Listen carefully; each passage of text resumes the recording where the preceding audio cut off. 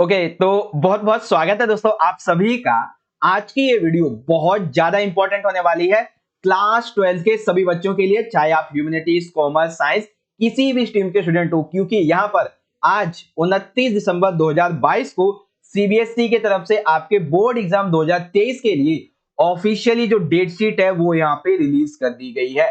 जी हाँ, क्लास 12 के जिन बच्चों को 10th एंड 12 के जिन बच्चों को इंतजार था अपने 2023 के जो बोर्ड एग्जाम होंगे उसकी डेट शीट का, तो वो फाइनली आज यहाँ पे खत्म होता है। आप देख सकते हैं सीबीएसई की तरफ से ऑफिशियल सर्कुलर आ चुका है आपका, जो कि 29 दिसंबर 2022 को अभी जस्ट ठीक ही तकरीबन जब मैं ये वीडियो बना रहा हूँ उसके आधे घंटे पहले ये रिलीज किया गया। ठीक है, तो हम एक एक करके समझेंगे, आपकी डेट शीट को एनालिसिस करेंगे कि किस तरीके से आपकी जो डेट शीट है वो डिजाइन की गई है, कब कब आपका कौन सा पेपर है, सारी चीजों को। और आप इसे देख सकते हैं कि यहाँ पे जो हमारे कंट्रोल ऑफ एग्जामिनेशन है डॉक्टर सलीम भारद्वाज जी, इनके साइन भी है सर्कुलर पे। ठीक है, आप इसे चाहे तो सर्कुलर को, डेट शीट को सीबीएसई की जो ऑफिशियल साइट है वहां से जाकर डाउनलोड कर सकते हैं, या फिर आप एक काम कीजिए, अगर सीबीएसई की साइट वगैरह ओपन नहीं होती है तो आप हमारा एक टेलीग्राम ग्रुप का लिंक मिल जाएगा डिस्क्रिप्शन बॉक्स में, उसको जाके जो है ज्वाइन करिए। वहां पे मैं ये पीडीएफ जो डेट शीट का 10th एंड 12th का वो अपलोड कर दूंगा, वहां से जाके आप इसे डाउनलोड कर पाएंगे। ठीक है, तो इस सर्कुलर में आप देखेंगे तो सबसे पहले यहाँ पे जो है वो 10th की डेट शीट मिलेगी आपको। ठीक है, मैन हम यहाँ पे किसकी बात कर रहे हैं, क्लास 12 की, तो हम पहले 12 को देखेंगे, उसके बाद फिर बाद में बात करेंगे। तो यहाँ पे देखिए सीबीएसई की डेट शीट क्लास 12 की 2023 की। देखिए बच्चों, जैसा कि हमने अंदाजा लगाया था कि आपके 2 जनवरी से आपके जो प्रैक्टिकल है वो स्टार्ट हो रहे हैं और 15 फेब को ये खत्म हो गए। ठीक है, तो जैसा कि हमने अंदाजा लगाया था कि मिडल ऑफ फेब के अराउंड आपकी, या फिर फेब के 3rd वीक में आपकी जो एग्जाम्स वगैरह है वो कंडक्ट करवाए जाएंगे बोर्ड के, तो सेम वही चीज भी यहाँ पे हुई है।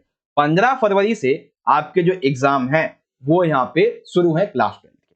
ठीक है, तो एक एक करके अब हम समझेंगे हर एक आपकी साइंस हो गया, कॉमर्स और ह्यूमैनिटीज, हर एक सब्जेक्ट के जो आपके एग्जाम्स है वो कब कब है, कौन सी डेट को है, एक एक करके समझेंगे। ठीक है, तो वैसे तो नॉर्मली देखेंगे तो यहाँ पे आपका जो पहला एग्जाम है वो बेसिकली एंटरप्रेन्योरशिप का है 15 फरवरी को। ठीक है, लेकिन जो हमारे मैन है ह्यूमैनिटीज के लिए, कॉमर्स साइंस के लिए, उनको हम देखेंगे। तो सबसे पहले आप यहाँ पे देखोगे कि जो आपका सबसे पहला पेपर रहेगा वो रहेगा 20 फरवरी को। ठीक है, जैसा कि आप यहाँ पे देख सकते हो स्क्रीन पे, सबसे पहला जो आपका पेपर रहेगा, मैं इसे थोड़ा सा बड़ा कर लूं, हाँ, ताकि आपको ये अच्छे से दिखता रहे, है ना। एक सेकंड, थोड़ा सा और कर लेता हूँ बड़ा। हाँ, शायद अब आपको सही दिख रहा होगा, है ना। ये डेट शीट अब यहाँ पे मैंने थोड़ी सी बड़ी कर ली है। हाँ, तो अब यहाँ पे आप देख सकते हैं कि पहला जो आपका पेपर रहेगा, ठीक है, यह आपका पहला पेपर जो कि है हिंदी इलेक्टिव, हिंदी कोर का क्लास 12 के लिए। ठीक है, जो कि कब है, 20 फरवरी को, ये पहला पेपर हो गया आपका।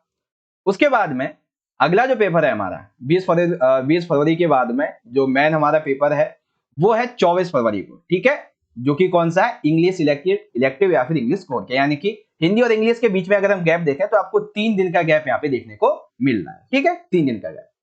उसके बाद में फिर यहाँ पे आ जाता है केमिस्ट्री का। ठीक है, तो 28 फरवरी को केमिस्ट्री का हो गया, यानी कि जो साइंस और मैथमेटिक्स वाले बच्चे उनके लिए सबसे पहला पेपर कब आएगा आपका, 28 फरवरी को। लेकिन जो ह्यूमैनिटीज के लिए उनके तो 20 से स्टार्ट हो रहे हैं हिंदी का, और उसके बाद 24 का आपका इंग्लिश होगा। अब 24 के बाद में फिर आपका आएगा 2 मार्च को ज्योग्राफी। ठीक है, 2 मार्च को ज्योग्राफी, यानी कि इसमें भी आपको तकरीबन 5 से 6 दिन की टाइमिंग बहुत अच्छी मिल रही है, गैप बहुत अच्छा मिल रहा है, इसकी तरह आप अच्छे तरीके से कर पाओगे। ठीक है, वहीं आगे देखते हैं तो फिजिक्स का आपका जो है वो आज 6 मार्च को हो जाएगा। उसके बाद लीगल स्टडीज जो है वो आपका हाँ 9 मार्च को हो जाएगा, इस तरीके से। उसके बाद में यहाँ पे हम आगे देखते हैं बच्चों, उसके बाद फिर जो है यहाँ पे आपके जो लैंग्वेजेस सब्जेक्ट है, तो लैंग्वेज के जितने भी सब्जेक्ट है वो आपके 10th मार्च को यहाँ पे कंडक्ट करवाए जाएंगे। जैसे कि आप देख सकते हैं पंजाबी, तमिल, तेलुगु, सिंधी, मराठी, गुजराती, मणिपुरी, मलयालम, ओडिया, आसामी, ये सारी की सारी जो लैंग्वेजेस है उसकी हम बात करें। ठीक है, उसके बाद आपका मैथमेटिक्स आ जाता है। मैथमेटिक्स आपका जो 11 मार्च को रहेगा। फिर आएगा फिजिकल एजुकेशन, जो कि है आपका 13 मार्च को, यानी कि जिस बच्चे के पास में ज्योग्राफी है, ठीक है, ज्योग्राफी है जिस बच्चे के पास में, और जिस बच्चे के पास में फिजिकल एजुकेशन है, उसको 8 से 9 दिन का यहाँ पे जो गैप है वो बहुत अच्छा मिल रहा है। ठीक है, और जिसके पास जियो नहीं है, ठीक है, केवल इंग्लिश है, तो उसके लिए तो बहुत ज्यादा टाइम है यहाँ पे। ठीक है, यानी कि अच्छी खासी यहाँ पे टाइमिंग आपको देखने को मिल चुकी है। ठीक, तो ये आपका फिजिकल का हो गया यहाँ पे। उसके बाद में देखेंगे तो बायोलॉजी आ जाएगा आपका 16 मार्च को। फिर आएगा आपका इकोनॉमिक्स 17 मार्च को। ठीक है, यानी कि फिजिकल के बाद में अगर इकोनॉमिक्स को हम देखें तो इसमें भी आपको 4 से 5 दिन बहुत अच्छी मिल जा रहे हैं। ठीक है, यानी कि आप इसकी भी तैयारी अच्छे से कर पाएंगे, इनफ टाइम है। ठीक, उसके बाद में फिर यहाँ पे देखेंगे पॉलिटिकल साइंस। भाई इकोनॉमिक्स और पॉलिटिकल साइंस में आपको मात्र 2 दिन का गैप मिला है, जो कि पॉलिटिकल साइंस और इकोनॉमिक्स बीच में 2 दिन का गैप मिला है ना, ये बहुत ज्यादा आपको एकदम माइंड सेट के अकॉर्डिंग इसको लेके चलना है। ठीक है, मैं आपके लिए एक ऐसी वीडियो भी लाऊंगा जिसमें आपको बताऊंगा ये सारी चीजें कि आपको किस दिन किस तरीके से पढ़ना चाहिए उस स्ट्रेटेजी के बारे में। ठीक है, तो वेल आप यहाँ पे ये याद रखें। तो पहला जो आपका, उसके बाद इको के बाद में जो आपका पेपर है वो है आपका 20 मार्च को। ठीक है, जो कि है पॉलिटिकल साइंस। ठीक है, जिसके पास इको नहीं है और जिसके पास अगर केवल फिजिकल है तो फिजिकल का तो हम देख लेते हैं, तो 13 से लेके 20 यानी कि 7 दिन का गैप आपको मिल जाएगा। ठीक है, उसके बाद में फिर यहाँ पे हम देखते हैं कई बच्चों के पास टूरिज्म भी होता है, तो उनका 22 मार्च को टूरिज्म हो जाएगा। ठीक है, फिर आता है बिजनेस स्टडीज का। तो बिजनेस स्टडीज का बच्चों आपका 25 मार्च को है। उसके बाद आता है हिस्ट्री। तो जिसके पास पॉलिटिकल साइंस है ना, पॉलिटिकल आपका कब का है, 20 का है। उसके बाद है आपकी हिस्ट्री यानी कि 29 मार्च की। दैट मीन्स इसमें आपको पूरा एक वीक का यानी कि 7 से 8 दिन पूरे पूरे मिल रहे हैं बहुत अच्छी से तैयारी करने के लिए। यानी कि भाई हिस्ट्री में तो आपकी बहुत अच्छी तैयारी होगी। ठीक है, उसके बाद में फिर आपका अकाउंटेंसी आ जाता है 31 मार्च को। उसके बाद आता है होम साइंस, यानी कि होम साइंस आपका है 1 अप्रैल को। दैट मीन्स हिस्ट्री के बाद अगर हम देख लें होम साइंस के लिए, तो आपको जो है वो 30-31 यानी कि 2 दिन का टाइम मिलेगा होम साइंस के लिए। होम साइंस में भाई टाइम थोड़ा कम है, कम से कम इसमें आपको 4 से 5 दिन तो देने चाहिए। ठीक है, फिर आपका सोशोलॉजी आ जाता है। ये ठीक 1 दिन का इसमें गैप है, जैसा कि प्री बोर्ड में होता था। तो भाई सोशोलॉजी में भाई टाइम कम दिया है आपको। ठीक है, ये चीज है।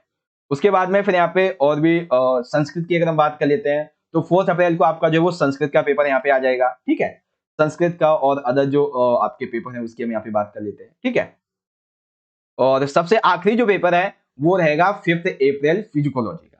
ठीक है, यानी कि अगर हम पूरा का पूरा पैटर्न यहाँ पे फॉलो करें, तो आपका 15 फरवरी से लेके 5 अप्रैल तक यानी कि 1 महीना 20 दिन, टोटल 50 दिन में आपके पेपर जो कंप्लीट होंगे। बाकी मेन पेपर अगर हम देख लें तो तकरीबन 25 से 30 दिन में कंप्लीट हो जाएंगे। ठीक है, तो एक बार मैं क्या करता हूँ कि जो बच्चे बेसिकली आर्ट्स वाले हैं उनके लिए एक बार आपकी डेट शीट को मैं दोबारा से एनालिसिस कर देता हूँ। ठीक है, कब कब आपका कौन कौन सा पेपर है। ठीक है, तो यहाँ पे आप देख लेना, ध्यान से देख लीजिएगा, मैं आपको समझाता चलूंगा। पहला पेपर रहेगा आपका हिंदी का, जो कि है आपका 20 फरवरी को। ठीक है, ठीक इसके 3 दिन बाद यानी कि चौथे दिन जो है वो आपका रहेगा इंग्लिश का पेपर। ठीक है, इसके लिए एक सेपरेट वीडियो में आपके लिए बना दूंगा। ठीक, उसके बाद में फिर आपका जियो का रहेगा तीसरा पेपर 2 मार्च को। फिर आपका जो तीसरा पेपर है वो रहेगा आपका कहाँ गया, ये रहा देखो, फिजिकल एजुकेशन। ठीक है, वो तीसरा, ये चौथा हो जाएगा बेसिकली। एक सेकेंड, हाँ ये चौथा हो जाएगा। उसके बाद 5वां पेपर है आपका इकोनॉमिक्स का, ये हो जाएगा आपका। इको के बाद में इको है आपका बेसिकली 17 मार्च को। और 17 मार्च के बाद में फिर आपका आ जाएगा पॉलिटिकल साइंस, जो है ये है 20 मार्च को। यानी कि आपका जो है कौन सा पेपर हो गया ये, 6वां पेपर ये हो जाएगा आपका। ठीक है, मैं अभी ह्यूमैनिटीज की बात कर रहा हूँ।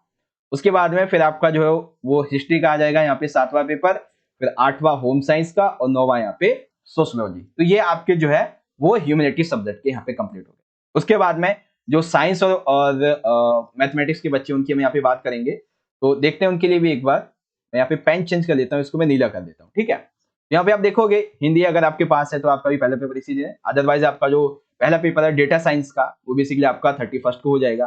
ठीक है, उसके बाद में फिर आपका जो मेनली पेपर है मार्केटिंग का और केमिस्ट्री का, मार्केटिंग का 21 को और फरवरी 28 को आपका जो केमिस्ट्री का हो जाएगा। ठीक, उसके बाद में फिर आपका 28 के बाद में फिर आपका फिजिक्स का पेपर आएगा 6 मार्च को, यानी कि इसमें आपको अच्छा खासा गैप मिल गया है। ठीक, उसके बाद में फिर आपका मैथमेटिक्स का आ जाएगा 11 मार्च को। फिर आपका बायोलॉजी आ जाएगा आपका 16 मार्च को। एंड उसके बाद में फिर आएगा आपका बिजनेस स्टडीज 25 मार्च को। एंड अकाउंटेंसी हो जाएगा आपका 31 मार्च को। ठीक है ना, तो इस तरीके से आपकी जो डेट शीट है वो पूरी की पूरी यहाँ पे इस तरीके से रहने वाली है। ठीक है बच्चों, आई होप कि आपको अच्छे तरीके से डेट शीट समझ में आ चुकी होगी। यहाँ पे आप देख सकते हैं ये ऑफिशियल है, जो कि अभी सीबीएसई की साइट पे ऑलरेडी अपलोड हो चुका है। अगर आपको डाउनलोड करना है तो आप क्या करें कि हमारा टेलीग्राम ग्रुप का डिस्क्रिप्शन बॉक्स में आपको लिंक मिल जाएगा, वहां पे आपको मैं ये भेज दूंगा, आप वहां से जाके डाउनलोड कर पाएंगे। ठीक है, वेल बच्चों, आपको डेट शीट देख के कैसा लगा आप मुझे कमेंट बॉक्स में अपना फीडबैक जरूर दीजिएगा। ठीक है, और इसके बाद में जस्ट एक वीडियो में स्पेशली ह्यूमैनिटीज बच्चों के लिए यहाँ पे अपलोड करूंगा, जिसमें मैं आपको बताऊंगा कि आपकी डेट शीट वगैरह में आपको किस किस तरीके से देख के चलना है सारी चीजों के बारे में। ठीक है, तो अभी थोड़ी देर के बाद में वो वीडियो यहाँ पे अपलोड कर दी जाएगी। बाकी बच्चों मिलते हैं आपसे अगली वीडियो में, तब तक के लिए आप पढ़ते रहिए, अपने ख्याल रखिए, धन्यवाद, जय हिंद, वंदे मातरम। ऑफ